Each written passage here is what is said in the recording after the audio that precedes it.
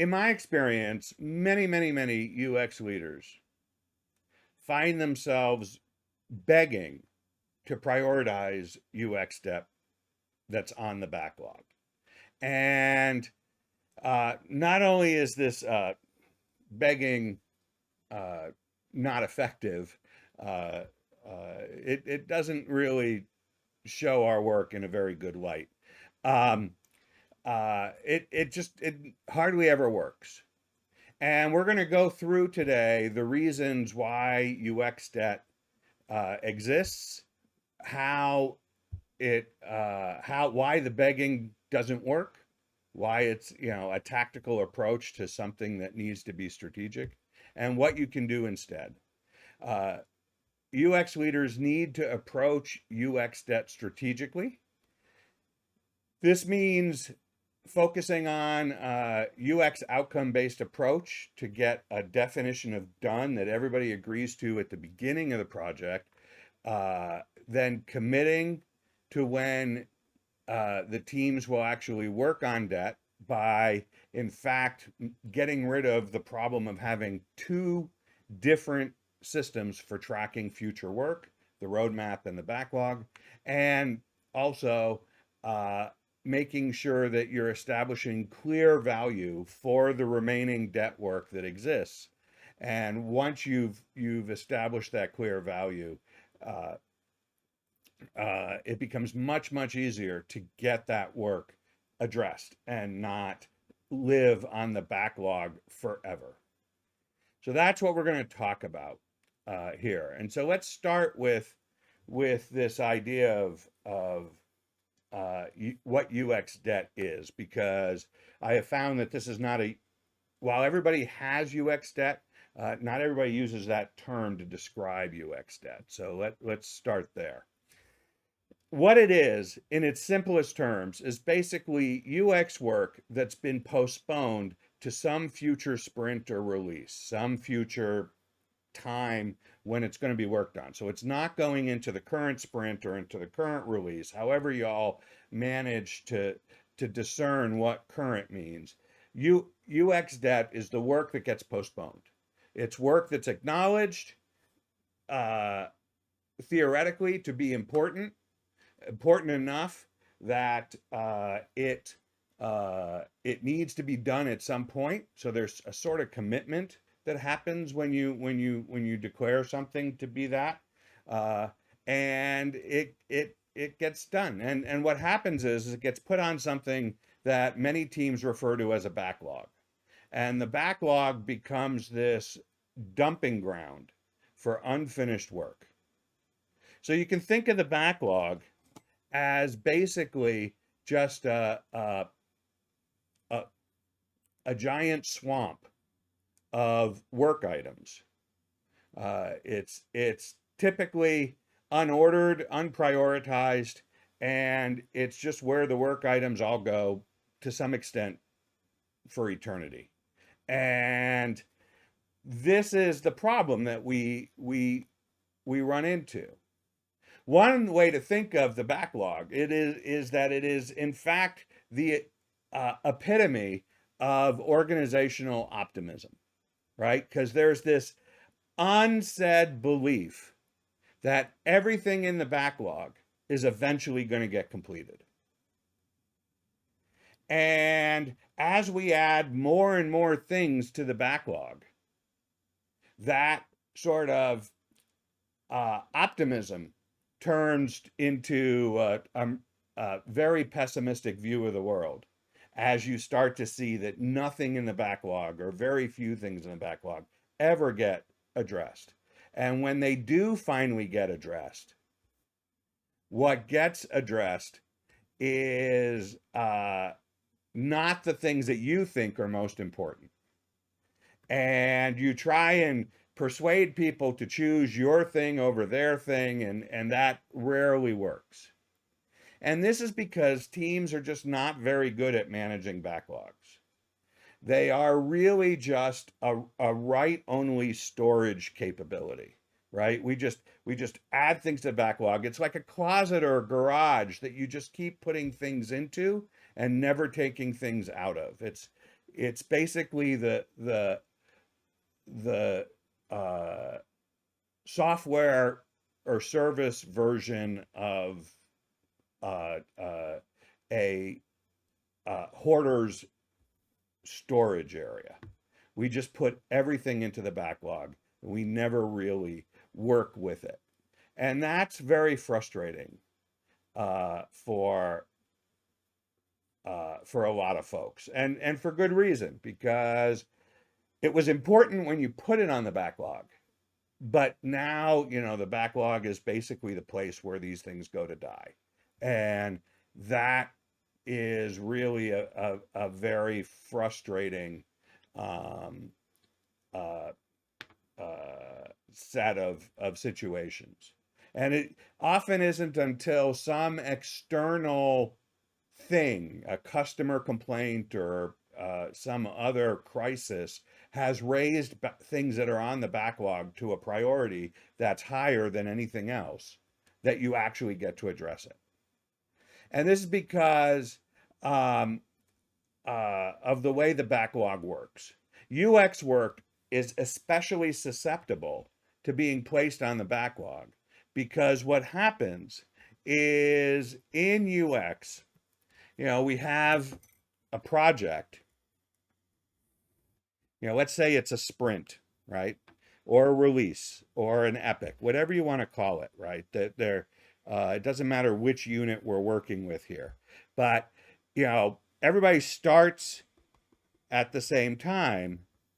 But for UX work, there's a lot of sort of discovery activities that happen at the beginning. And it isn't until we get into the work that we start to identify new UX efforts. And then there's, we build something and we go and conduct usability tests, and then we identify more UX work that has to be done. And, and then there's the moment of shipping. And the problem is that all of this time was already committed for before this work showed up and before that work showed up. And as a result, the this stuff gets put onto the backlog, and it doesn't get, it starts to the backlog starts to fill up, and it all gets here, and it's put on the backlog often with technical things that also don't get done. And so the backlog starts to fill up and starts to get very big. And there's both technical things and non-technical things. Some people try to have two backlogs. That doesn't work any better.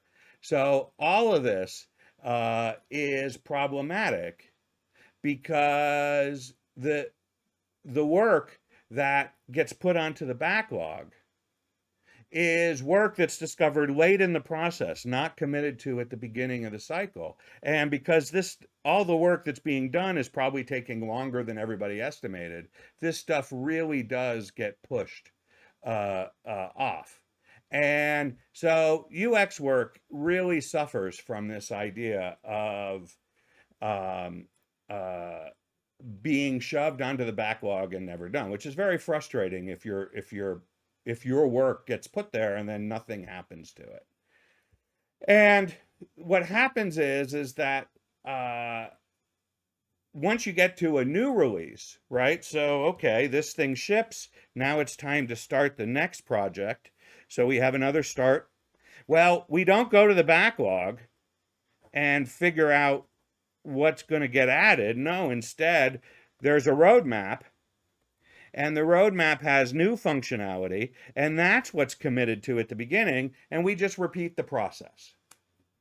And so it's just this sort of endless game where we never get to the items on the backlog, because there's always something that's seen as higher priority that gets put into that place instead. So this is the sort of nature that we're fighting. And what we're going to talk about for the rest of this session is how we overcome that.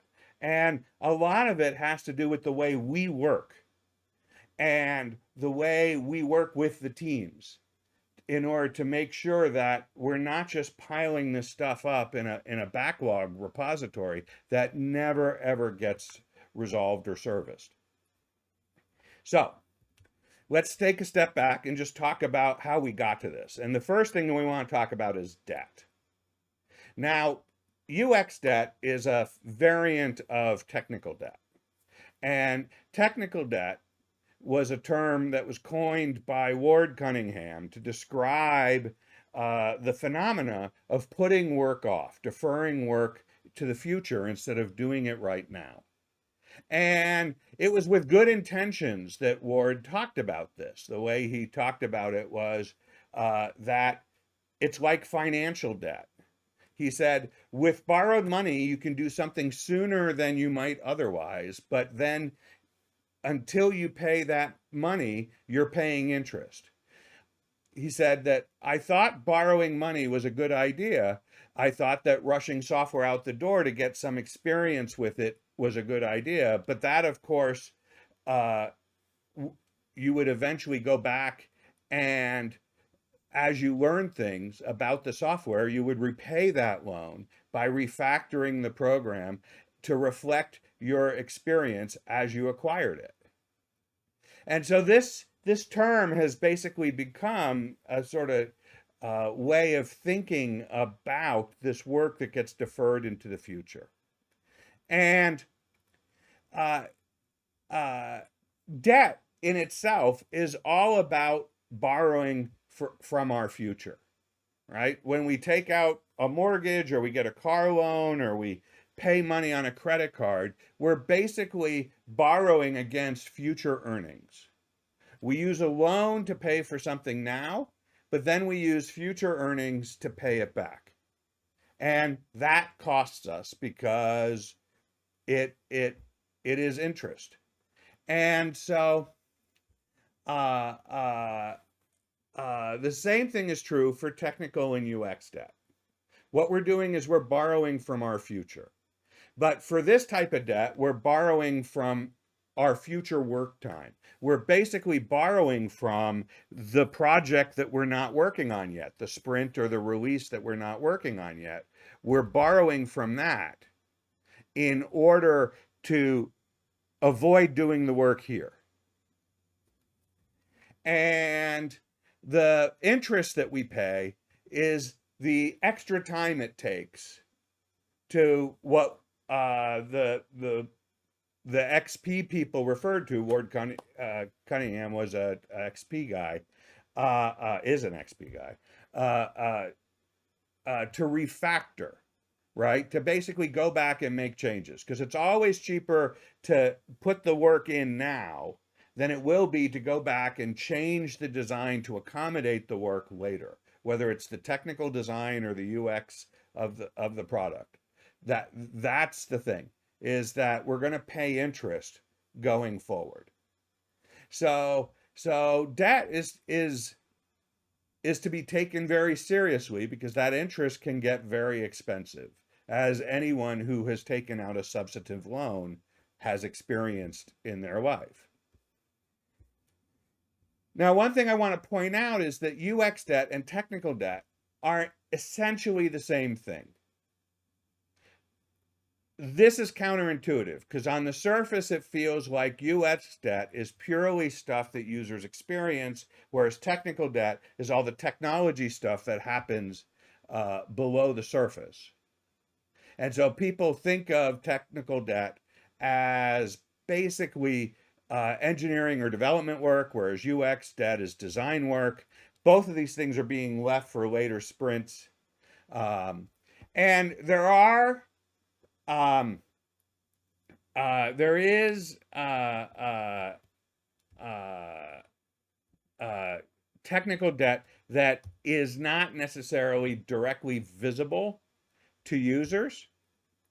You might think of any sort of architectural changes in the code, such as switching platforms or technical stacks or databases, building out APIs that users will never see.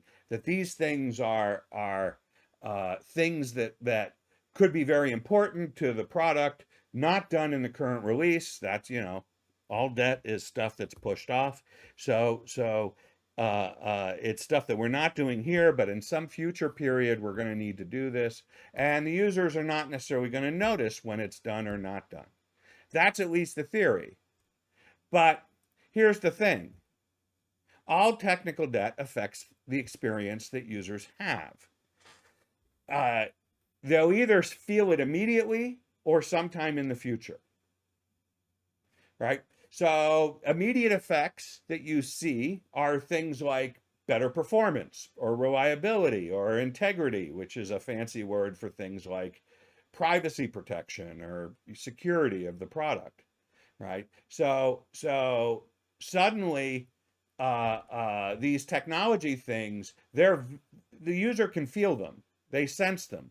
They don't specifically see a change per se, but things are just running better, or it's not getting broken into by hackers. So these are immediate effects of technical debt.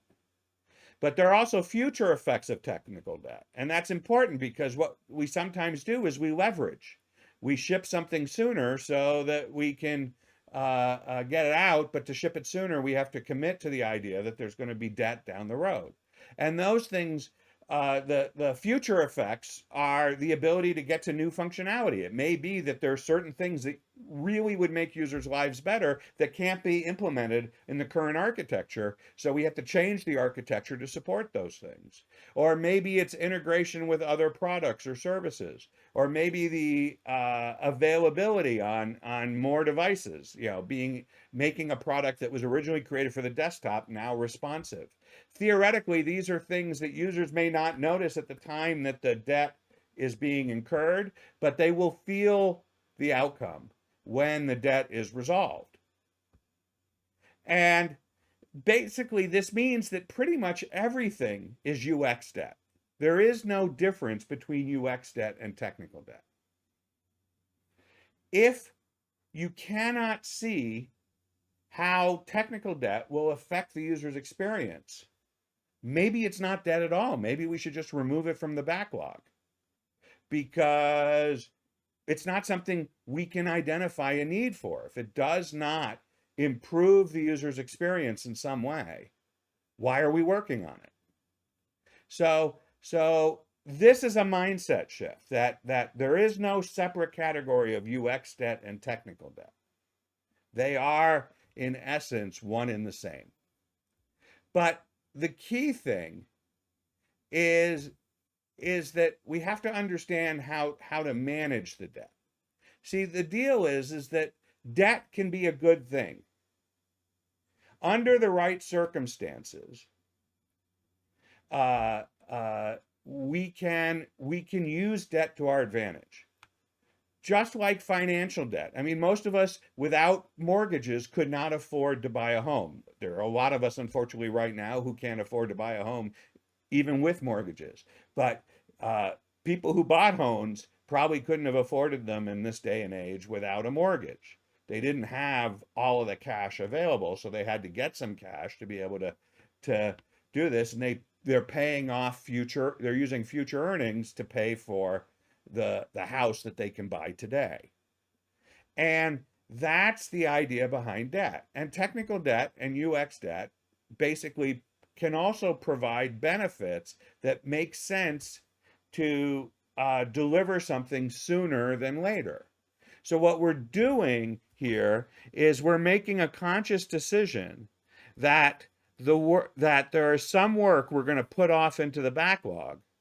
And that work that we're going to put into the backlog is because we want to get something out sooner.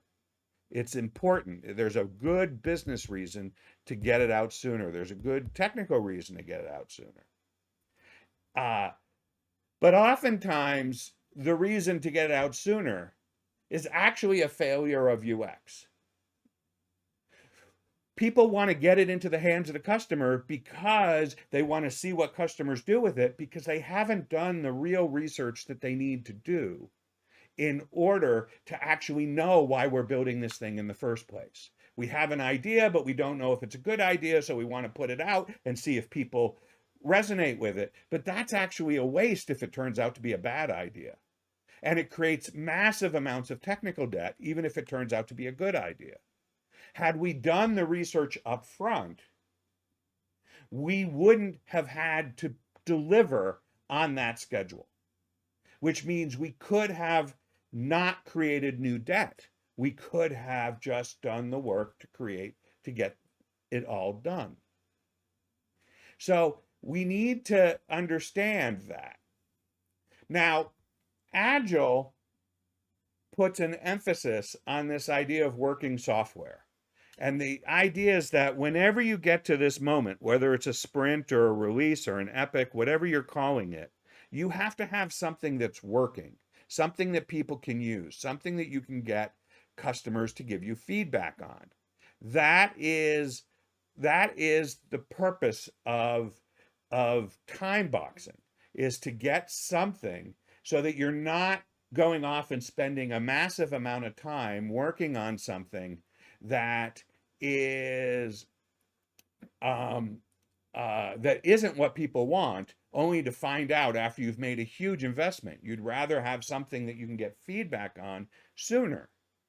But Agile also assumes that we haven't done all that research up front. It starts everything with this sort of beginner's mind approach that basically says we don't actually know at the beginning of the sprint what we're supposed to be working on. We're just going to build something and see if it works. And that's a very costly approach. And it's why many Agile projects actually fail in reality, because it is too expensive to start with that. So what we really need to understand is why we're making the decision to ship something and put the undone work into debt versus just finishing it. And if we do our job right, we can actually finish all the work and not have any debt.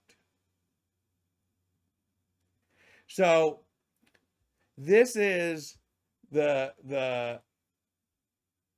sort of direction that we're setting with this. This is a mindset shift about how we actually do the work that we're trying to get done.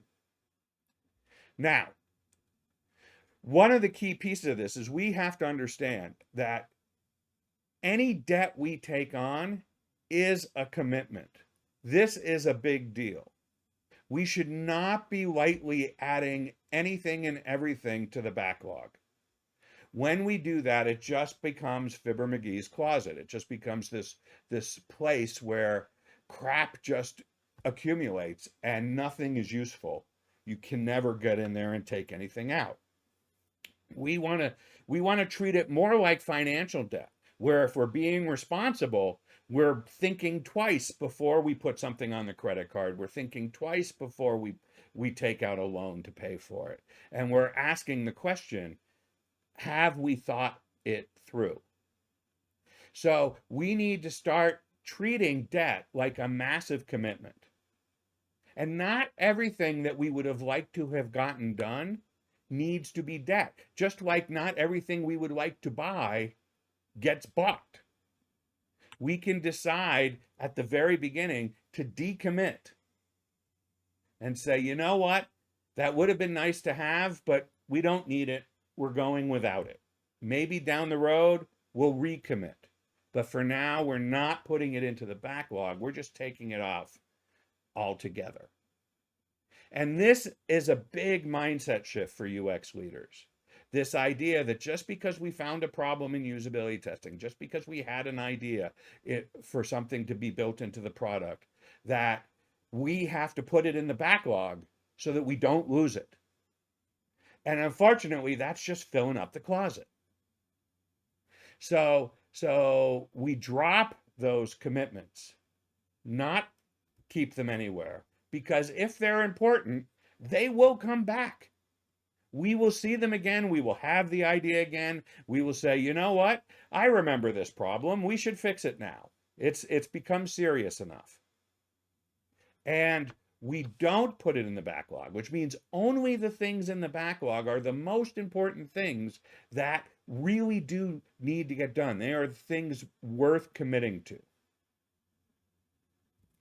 Now, another way to think about this is that the backlog is a competitor to your roadmap. Right? If we think that the roadmap is this list of features and new capabilities that the organization would really like to build, and the backlog is the place of all the old stuff that didn't make it into the roadmap, but we feel still needs to get done, we're actually having these two structures, which are in essence to-do lists, compete against each other. But the roadmap is always given more weight because of its priority in the organization. And because it's always given more weight, it actually will out-prioritize practically everything in the backlog, which is why backlog work never gets done. Because the roadmap, people have been planning the roadmap for months or years. And that work is way more important than here. And so this is key, right? We have to say, well, you know what? Let's combine the two to-do lists. If it's really important, backlog items should be put on the roadmap and scheduled on the roadmap, just like every other roadmap item. And if the reason that it's not getting scheduled is because it's a lower priority than all of the things, we either need to figure out how to calculate the priority better, or we need to just accept the fact that it's not as important as the things that are already in the roadmap. And so this is where really solid strategic US research starts to come in and play a role, because it's the strategic UX research that's going to show the value of what's in the backlog, the value of that debt. And think of it this way. You go and borrow a lot of money to buy a car, and the car turns out to be a piece of junk, and you haven't even paid off the loan yet, and the car is broken, and you have to replace it. This is problematic, right? This is a really big issue for a lot of folks, because it is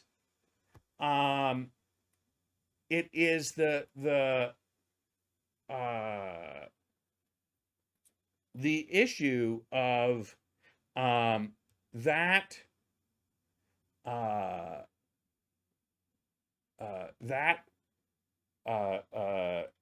broken down jalopy that's getting us into trouble.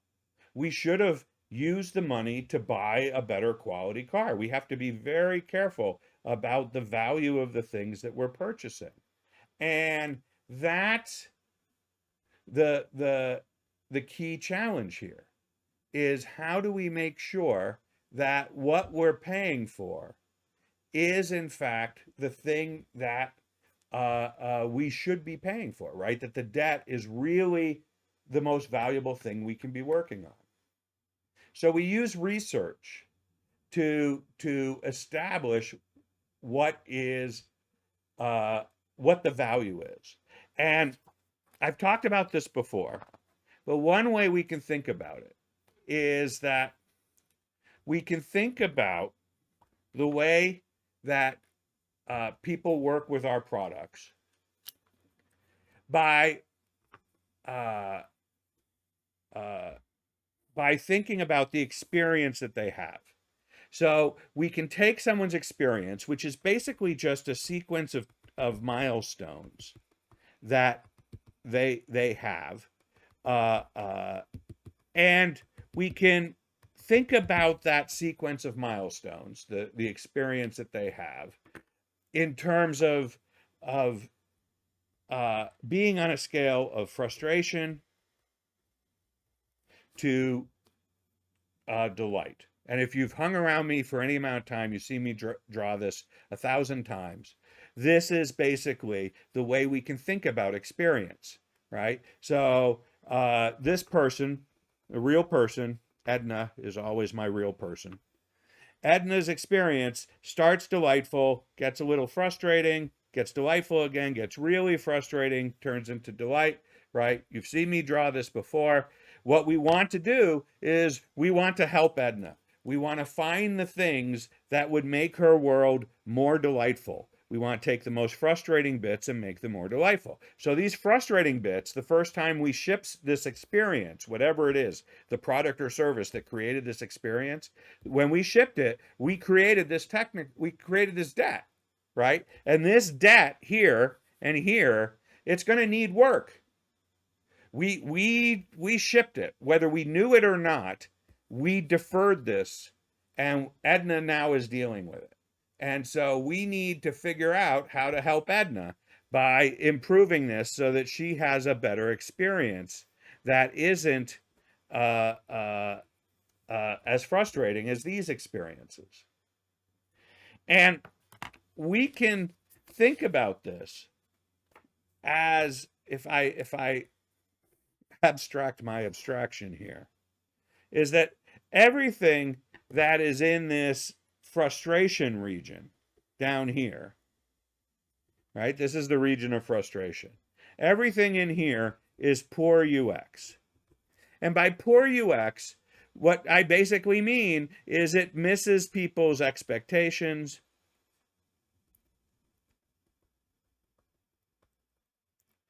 And it doesn't meet needs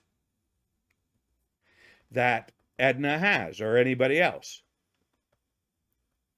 And so this entire region underneath this neutral satisfaction line is our region of poor UX. And if we just take a step above that, we get into the region of good UX.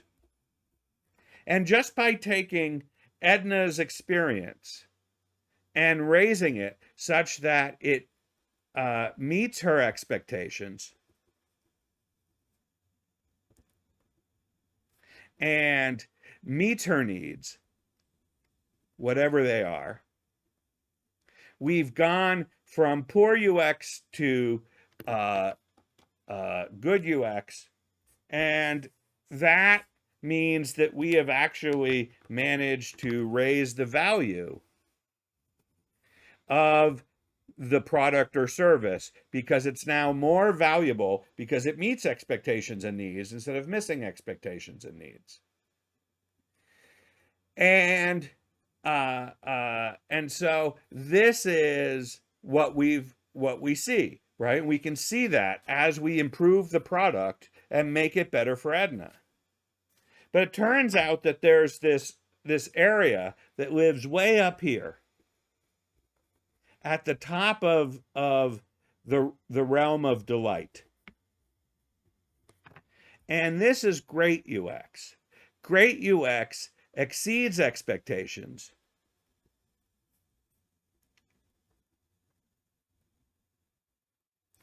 and anticipates the needs of Edna.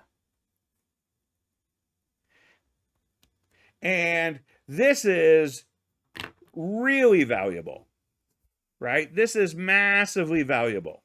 This is the best companies, the ones, the Apples and the Disneys of the world, the ones who are like, oh my gosh, that was incredible. That's what they do. They are exceeding expectations. They are anticipating needs. And this is why Apple has more cash than any other company in the world, because it is just very good at doing this. And that change in experience, that ability to focus on great UX, that is what makes something valuable. So we should be assessing the debt. Does the debt just help us get to good UX, or does it actually get us to great UX? And if it gets us to great UX, it is potentially more valuable than most of the things that are already in the roadmap. And because of that, the debt will prioritize and become something that people will be excited to take advantage of.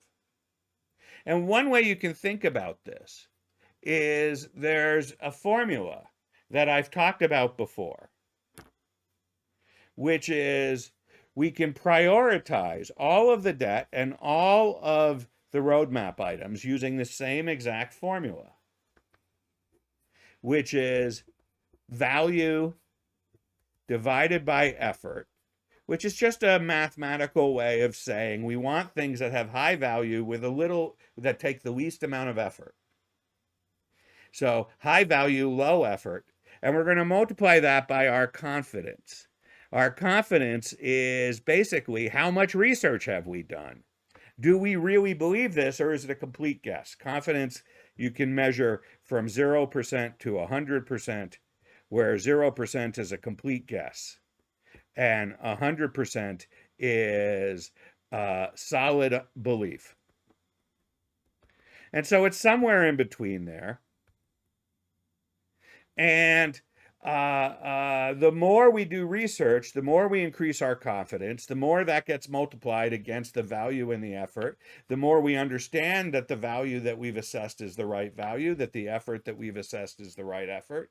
And all of that together allows us to prioritize what we're doing. And I put a link to an article in the notes that explains this priority formula in more detail, if you're interested in it.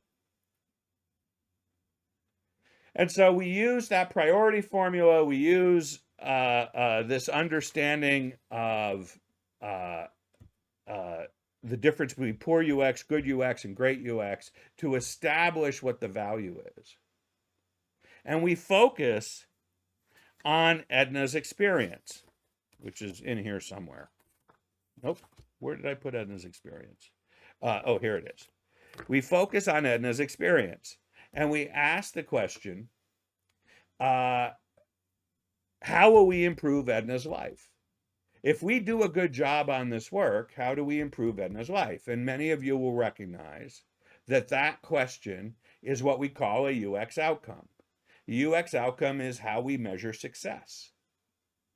And we use the UX outcome to basically establish what happens at the ship point, right? Instead of shipping at a certain time, we ship when we've hit what we call the definition of done, when we are efficiently done. And we use Edna's experience, or whoever the people are that we've actually figured out that we want to make them delightful by understanding what value we want to deliver to them by raising up from poor UX to good UX to great UX. We use that to determine what the definition of done is. Basically, when we've achieved the improvement in Edna's life, we are done. We're not done at an arbitrary time. We're not done to go see if people like what we built. We're done because we've actually measured that we have improved people's lives by the work that we've done.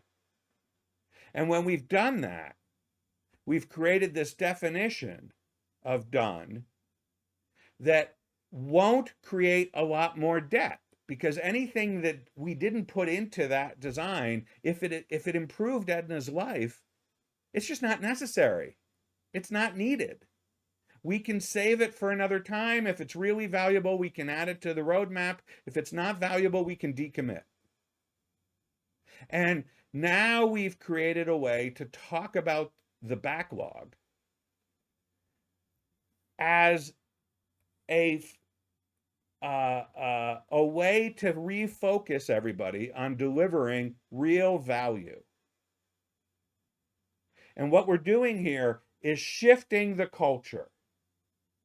We're shifting the culture from working off of a backlog, which is basically a completion checklist, where we have to check everything off. And when we don't check everything off, it just becomes this way to kill morale.